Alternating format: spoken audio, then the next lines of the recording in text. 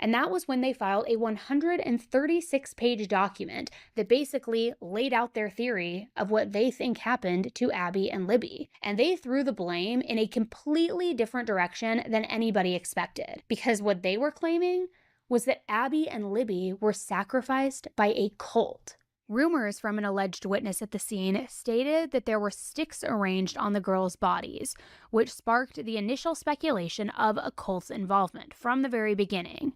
And the new documents state that there was actually evidence discovered at the crime scene that indicates cult involvement, consisting of symbols resembling runes made out of sticks and constructed with tree branches. So the defense is arguing that these symbols were clear signatures left behind by individuals in a cult called Odinism. They accused both prosecutors and several law enforcement officers of concealing information regarding the Odinist ties to the murders. I think all of us assumed that this crime scene was horrific and knew that going into it. But I don't think anyone would have been able to imagine just how heinous it actually was based on the description. According to the document, Libby was found at the base of a tree with 4 branches intentionally placed in a very specific and arranged pattern on her body. Libby was positioned flat on her back, nude, with her left arm stretched above her head, touching the base of the tree. Libby's hands were covered in blood. Blood spots and blood drippings were seen all over Libby's body, from head to toe. Libby's right arm was placed along the side of her body. One large tree branch had been placed over her left shoulder. This branch was so long that it extended above Libby's head several feet and below her legs for several feet as well. 2 smaller branches formed a V, where her legs joined her body near her pelvic region, with both sides of the V extending upward toward Libby's head. The last of the 4 branches extended across Libby's body in a line from her right shoulder to her left shoulder. This 4th tree branch also connected with the other 3 branches and was placed under both branches that formed the V. Libby's neck was partially covered by this 4th branch.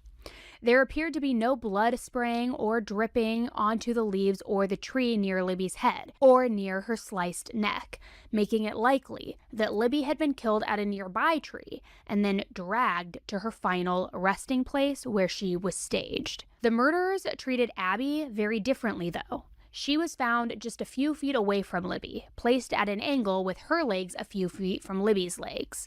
Now, unlike Libby, Abby was fully clothed.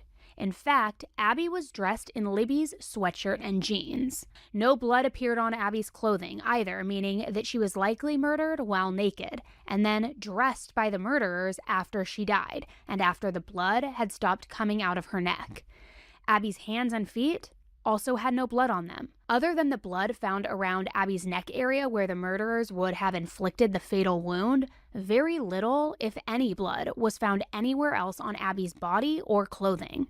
The murderers appeared to have gone to great lengths to keep Abby's body and clothing clean from blood.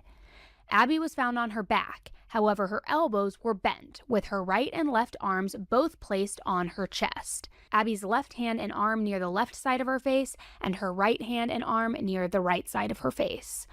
Also, her left leg was straight, while her right leg was bent at the knee. The murderers also placed her bent right leg under her left leg. Then, like Libby, those involved in the murder had placed tree branches in a very specific pattern on top of Abby. The pattern looks very similar to an asterisk, consisting of 3 tree branches, all joined in the middle.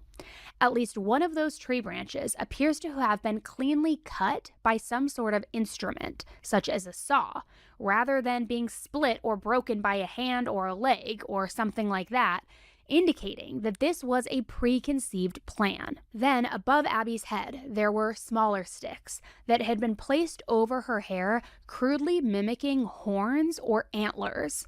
The amount of blood that would be perhaps expected at this kind of crime scene based upon the location of the injuries of both girls was not visible at all. In addition to the unusual way that the girls were posed, including the stick formations placed on their bodies, another unusual marking was found on a nearby tree. A symbol that looked similar to the letter F appeared approximately 4 feet above the base of the tree.